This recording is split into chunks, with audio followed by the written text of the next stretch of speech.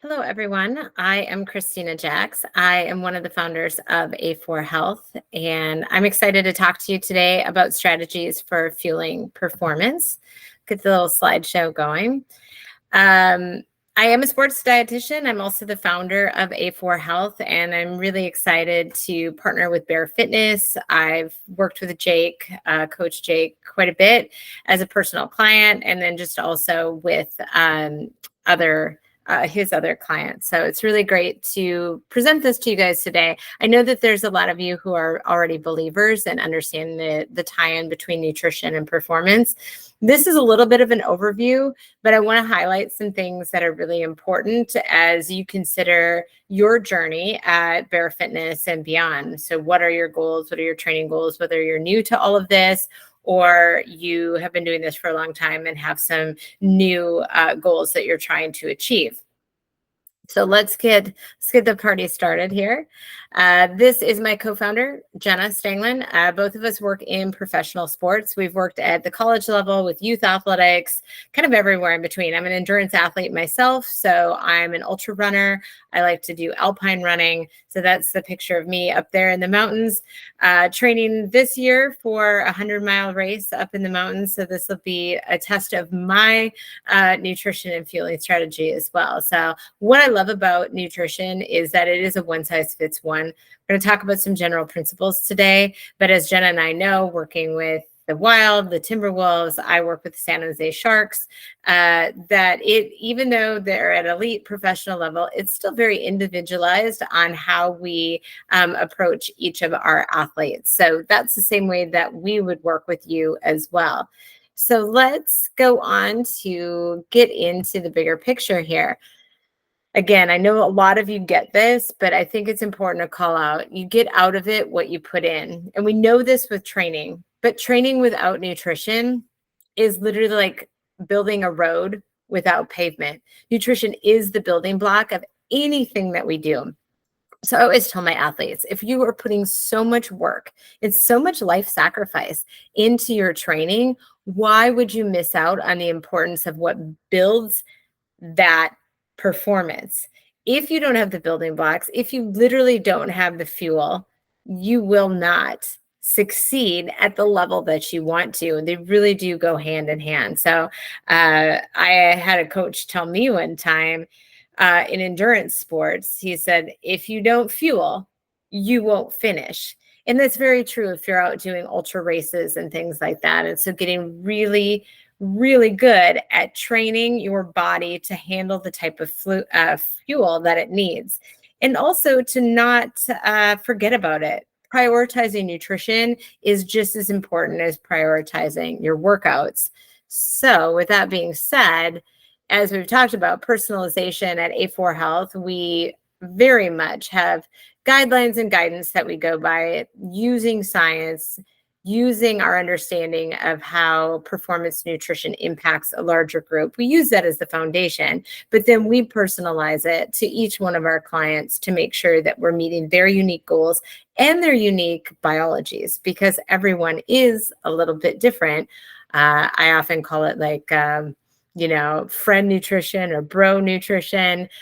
Just because your buddy is doing this style of fueling doesn't mean that your body will respond to it. So we really try to take some time to understand each one of our clients, what's worked in the past, and then adjust and tweak to make it even better, or what hasn't worked, right? So these are the three performance fueling pillars. We really call it fuel, support, and recover. They do all work together. I watched a great podcast the other day that was talking about how a lot of athletes miss the boat on using sort of those support nutrients. So things that you find in fruits and vegetables. And so whether you subscribe to one eating style or another, a lot of times in sports, people will omit certain food groups or things like that, just based on trying to sort of optimize their body. But we can't forget that they all work together, right? So when you look at nutrition, we look at it as sort of our recovery or our building foods, and those really are our proteins and our healthy fats. I think athletes spend a lot of time in this space thinking about protein, which is great because it builds your lean body mass. It helps propel your athletics, but we can't forget that there are other things that are help all of these different macronutrients work together. And so carbohydrates, your body's preferred fuel source for endurance activity or aerobic activity, but it's also your preferred fuel for your brain. So to be an awake and alert, a smart athlete, carbohydrates are super important too. So it's what kind of carbohydrates are we using and when that is important, but it isn't omitting carbohydrates altogether. It isn't an easy answer because it is a one size fits one, but it's absolutely important in fueling your activity. It also, I mean, fats, how we metabolize and use fat in the body, it burns in the flame of carbohydrate. And so do we, moderate our carbohydrate intake based on our goals? Maybe, right? So when we look at, kind of the standard American diet, which is really high in carbohydrates, that may not be the right answer for certain athletes. So we do work on that to make sure that we're getting those body composition goals that each one of our clients is seeking. And then I am a huge advocate. I'm a foods first dietitian, using supplements second. Supplements absolutely have a place in athletics, but how can we use food first? Because our body absorbs, there's more bioavailability in nutrients often from food sources, and they all work synergistically together. So our support foods of fruits and vegetables with all the nutrients that are in there, fiber, which is also important in our overall gut health, which is important for our overall health. So really working with all of them together and making sure that we've got balanced performance plates, but adjusting those macronutrients, the carbohydrates, the fats, and the protein to meet your goals is exactly what we do in customized nutrition planning. So here's sort of a hierarchy. We do look at this as a continuum, right? And so are we getting enough energy? And that is vastly important. So we've got a lot of underfueled athletes out there, and underfueled athletes are underperforming. There's no extra ribbon or prize if you underfuel yourself, and you really could be working against what some of your fitness goals happen to be. And how we do that is through macronutrients. So carbs, lipids, and fats are the ones that are energy yielding. So these are what we adjust based on what your body needs, what kind of activity that you are doing, what age you are, what gender you are. There is not a one size fits all here, but they all do play an important part in our overall health and performance. And then micronutrients, which is vitamins and minerals, and how do they work in metabolism? B vitamins, especially, are extremely important in what we are the fancy term of the Krebs cycle, which is one of the main metabolic engines that our body uses to produce energy. And so we need those B vitamins as part of it. So what foods can we get that from? And maybe what supplements are needed depending also on your body and your goals. And then meal timing or frequency, that is hugely important and sometimes undervalued for athletes. How do we time out our meals? What does that look like? Are we providing enough energy and those building blocks to support our performance? And then supplementation at the top, right? A supplement is to supplement the diet. Absolutely can be very necessary. And but then how do we use foods first and then supplement correctly so that our body isn't working against us? So the importance of timing, I think, when we work with our athletes, it is about figuring out what their daily routine is, when they're working out. Are they in a building cycle? Are they in a competitive cycle? Are they in off season? Are they switching? So I'm an endurance athlete, and right now this is big training time for me. Once my big races are over this summer and early fall, then I'll be switching gears. I'll be switching more into strength training. And by doing that, I will want to adjust my macronutrients and how I time out my eating and all of those things.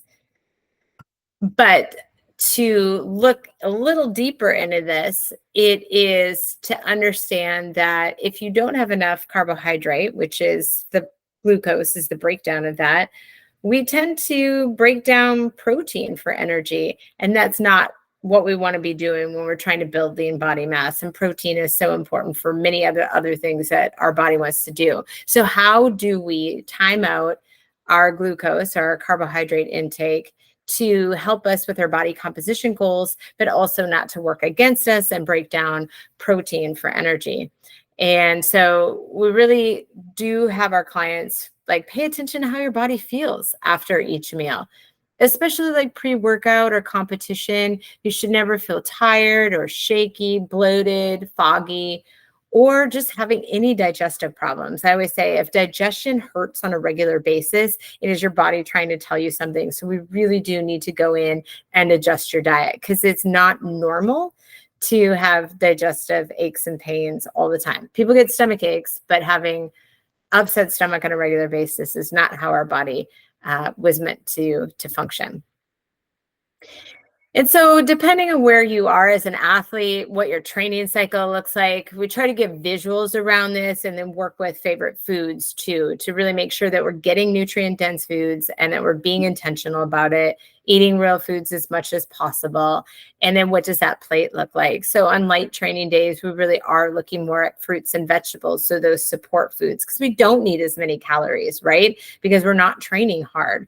And then average days, moderate days, yeah, we're going to add some more carbohydrates in there. We're still going to emphasize protein, but it really is what I call the, perfectly, balanced plate there with all of that. And then especially endurance sports or strength mixed with aerobic sports like hockey, basketball, soccer, it is a mixed bag. When you're doing hard training, you really do need more carbohydrates, and it plays a role in it. And so carb cycling and trimming down for other sports, obviously carbohydrates are going to be less prioritized. But if you're doing a lot of aerobic activity or a lot of competition, then we need to increase that. But it's not always the pastas and the breads and things like that. So really working on getting creative and making sure that we're getting nutrient dense carbohydrates in there and not just lowballing it to refined processed grains, right? And when we're talking about the overview of fueling strategies for performance, we cannot forget about gut health. So, spending a lot of time here with our clients, gut health is the key to overall health. And this is absolutely true. Your immune system, your cognitive function, your moods, and also just how your neurotransmitters and hormones are operating all come down to having a healthy gut. And it's wild to think about that, but it's absolutely true. And that's where all of our food is processed, right? So this is how we take in and absorb our nutrients. And if that's not working well, if it's working against us, then it's impossible to be performing at our best. And we could actually be at a high level of inflammation, which then works against our performance as well. And so how can a healthy gut help? Well, 70 to 80% of our immune cells are found in our gut microbiota. So a strong gut provides systemic immune protection against viruses, bacteria. So a healthy athlete is not a sick athlete, right? So we need to keep that immune system up. And like I mentioned, it lowers inflammation. So we reduce the risk of injury, we reduce recovery time. There's a higher ability to improve strength and endurance. So research shows that gut dysbiosis blunts skeletal muscle function and growth. So if you think about it, a healthy gut is truly key to an overall healthy athlete. Stronger respiratory system, and then better ability for calories to be consumed for energy. And so what are factors that affect a healthy gut? Well, there's a long list here, and I know that you can all read, so take a moment to do this. But what factors affect a healthy gut? Well, diet quality, so that's my world for sure, and making sure that we work with athletes to understand what things might be against them in their diet that are disrupting their healthy gut, and again, overall performance. But there's several things in there, and again, really evaluating where you're at, what's working for you, and what's working against you. And spending some time figuring out, looking over athletes' diets to understand where are they getting their micronutrients. Are they getting enough? Because again, they all work together for a healthy athlete and helping a metabolism work at their most effective. So this is a nice big list of it, but we make sure that the diet is solid there. And if it's not for some reason, how do we then supplement to make sure that we're getting adequate intake? Also, this is very true working with vegetarian or vegan athletes. There are several nutrients that are hard to get outside of animal-based diets. So if you're a vegetarian or a vegan, you're absolutely going to need to think about supplementation to help cover those gaps, especially when you're a high-performance athlete. And so at the end of all of this, where to go next, right? I've covered just some really good basic stuff, but again, you're a one size fits one. And so every athlete deserves to have personalized attention to help them reach their goals. So we work, again, everything from youth athletes all the way up to professional sports. And so we are here for you. I'll be recording a few more videos too to highlight each of those macronutrients. We didn't even cover hydration today, which is really key since our muscles are mostly made of water, on how to hydrate properly for performance as well. But reach out. I would love to connect with you. Again, my name is Christina and I'm with A4 Health. Have a great day.